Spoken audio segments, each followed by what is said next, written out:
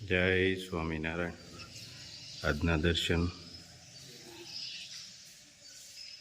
જય ગજાનંદ ગણપતિ મહારાજ. જય કષ્ટભંજન દેવ. જય સ્વામિનારાયણ. અતિશય ભીના ન રહેવું કે લોકો નીચોવી દે, અતિશય કોરા પણ ન રહેવું કે લોકો ઘડી વાળીને મૂકી દે. સાહેબ, થોડા આલા લીલા રહેવું કે લોકોને સમજ ન પડે, આને તડકે રાખવો કે છાંયડે. જય સ્વામિનારાયણ.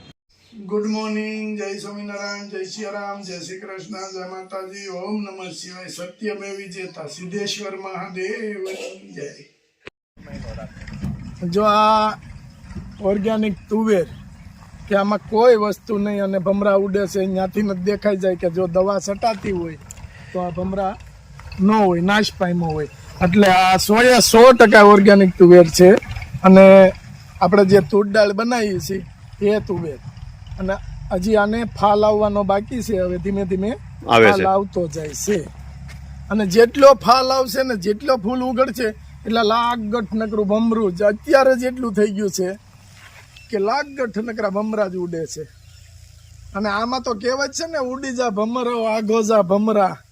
એની ગોળે આ ફૂલની અંદરથી રસ ચૂસવા માટે ભમરા આવી જાય. પણ જો આની આમાં તુવેર ઘણા લોકો વાવે છે, આમાં પેસ્ટિસાઇડનો ઉપયોગ કર્યો હોય એટલે આ બધા ભમરાનો નાશ થઈ જાય. એટલે આ 100% ઓર્ગેનિક અને ગેરંટી વાળી જવાબદારી આપણે જે બનાવીએ છીએ 100% હોય ગાય આધારિત ખેતીનું તો જ આપણે કહીએ છીએ. બાકી દુનિયાની અંદર ઘણું બધું થાય છે કે ઓર્ગેનિક છે કઈ જ્યાંથી મજા આવે ત્યાંથી લઈ અને આપી દે. એવું નથી કરવું. અને આપણે તેલની અંદર જે ઔષધિનો ઉપયોગ કરીએ છીએ, ભાંગરો, જો ઔષધિનો ઉપયોગ કરીએ છીએ એ ઔષધિ ભાંગરો.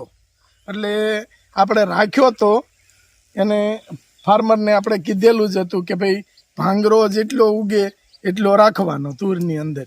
એટલે આ દવા પેસ્ટિસાઇડનો ઉપયોગ કર્યો હોય ને તો આવડું ઘાસ ન ઉગ્યું હોય. આ ઘાસ છે, આ કાંઈ કામનું નહીં. નિંદામણ કરી અને ચોખ્ખું કરેલું છે. જો આટલું મોટું ઘાસ થઈ ગયું છે, છતાં અહીંયા ઘાસ થઈ ગયું છે. પણ પેસ્ટિસાઇડનો ઉપયોગ કર્યો હોય તો ઘાસનો નાશ પામે. અને જે આમાં જે વસ્તુ જોઈએ છે, જે જીવત જોઈએ છે એનોય નાશ પામે. જો મસ્ત તુવેર ઉભી છે, સિંગુ વતન આવવા મળી છે. આમાં ફાલ આવી ગયો છે. આ અખ્તર છે અને આની બાજુમાં પાસ્તર. એટલે આપણે રનિંગ હાલ્યા કરે અખ્તર ને પાસ્તર. જોઈ લ્યો ભમરા જેવો ટરાટી બોલાવે છે. હેલિકોપ્ટર ઉડે એમ જ ઉડે. જો આવ્યો જો. હા, હેલિકોપ્ટર નો અવાજ હો. જો અહીંયા જો આખો ભાંગરાનો છોડ છે. આ એના બીજ આખું ડુંડું જ થાય. આ બી હવે વેરી દઈ એટલે પોર પાછો ઉગે શ્રાવણ મહિનામાં. હા, આ પાકવા માટે બિયારણ કરવા માટે આ એક છોડવો મોટો રેવા દીધો હતો. બાકી આપણે બધા કૂણો ભાંગરો લઈ લીધો હતો. જોઈ લ્યો, પાણી મળતું હોય ને એક ધારું, એટલે ટપક પદ્ધતિનું પાણી છે. એટલે આ પહટે આટલ્યો સરસ છે. મધાભાઈ પોરે ઉગશે. જો આ બી એના તલ જેવા બી ભાંગરાના. જો આ આખો ભાંગરાનો છોડ ઉપાડ્યો છે. આપણે તેલમાં ઉપયોગ કરવી છે. આ બધી ઓરિજિનલ વસ્તુ.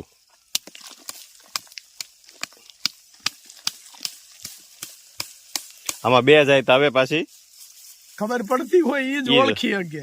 એક પાણા ફાઈડ આવે, બે એક હરખા છોડવા થાય એના. અને આમાં બી છે બહુ બધી વેરતા જ આવે ને એટલે પોર ઝાઝો થઈ જાય. પછી જોઈ લ્યો પોર ઝાઝો થઈ જાય. પોરા થશે લાટ. આ સ્પેશિયલ ખાવા માટેનું.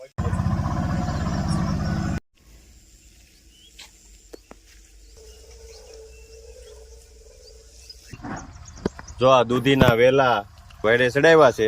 હા, અને આ તુંબડી આમ જો હા કેવડી મોટી છે ઈ. અને ઘી તોય માટે રાખી છે હા તોય હજી કુણી માખણ છે, હા. પણ આટલું શાક જોઈ નહીં અને એટલા આનું- માટે આનું પાછું શું કરવાનું, આમાંથી બી કાઢી લે હા અને પક્ષીનો માળો કરશે. મસ્ત બને આનો.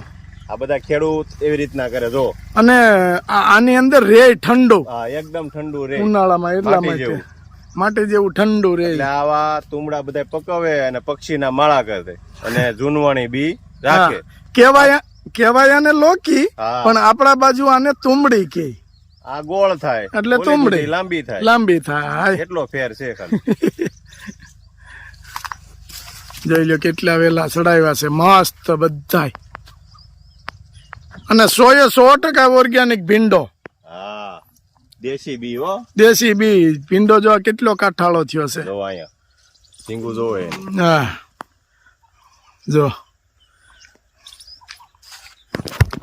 આવ્યા છે ભનુબેન, એના દેરાણી છે ભાવનાબેન. આવો.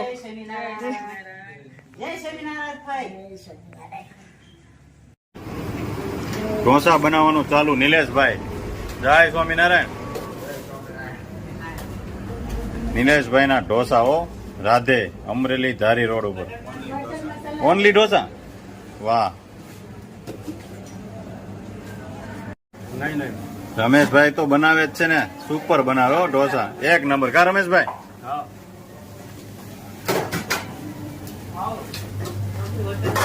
રમેશભાઈ ક્યાં મસાલા ઢોસા છે? મસાલા ઢોસા, બીજા? મેસૂર, મૈસૂર. પછી બસ બસ આટલા જ બનાવો છો? બે. હા શેઠ ને કયો વધારે બનાવે થોડાક. હા સુપર આવડે હો ભાઈ તમને તો, કઈ ઘટે નહીં.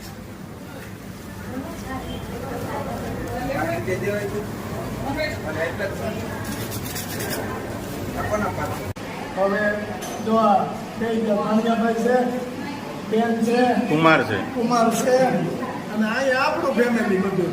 વાહ. ઢોસા ભાવે છે ને બા? બધું ભાવે, પણ ઈ ઘેરે બાકી નો થાય. હા. બધું ભાવે. હવે નો થાય. હવે નો થાય. હે પ્રિયા? જૈન. હા સિદ્ધ સ્વામિનારાયણ તો ઈ એ જન્મ થયો ને ત્યારે એના કપાળમાં તિલક હતું, કાયદેસર સ્વામિનારાયણ ભગવાન. શું છે ભાણિયાભાઈ? ત્યારે આખો દી હૂતો રહેતો, હવે આખો દી હૂતો નથી. અને હુવા દેતોય નથી.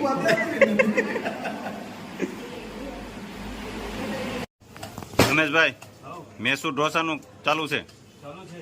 હા સુપર બનાવવાનો હો. પછી લઈ જવા તમને સુરત લગ્નમાં ઢોસા બનાવવા. આવશો ને? રમેશભાઈ ની ઝડપ એમ છે પણ ઢોસા બનાવવાની. હે પેપર એમ બનાવો ભાઈ ઘા. હે બનાવવા પડે ને, નકર તો પોગાય નહીં. કા હે રમેશભાઈ? નકર પોગાય નહીં ને. હા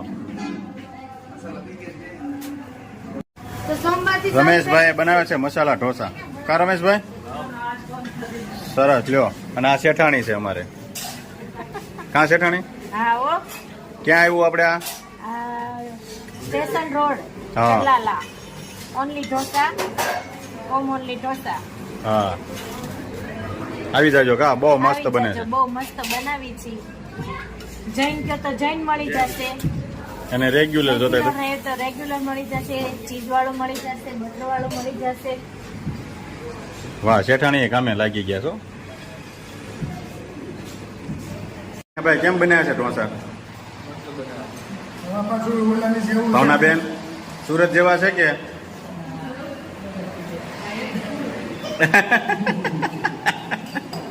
રોટ્યું. એમાં પછી ભાણાનું તોડતા જ છે. ઓમ ઓમ. રિયાક તને ભાવ્યા કે નહીં ઢોસા? હે સાચું કે ખોટું? બાને ભાવ્યા કે નહીં? બધુંય ભાવે બા.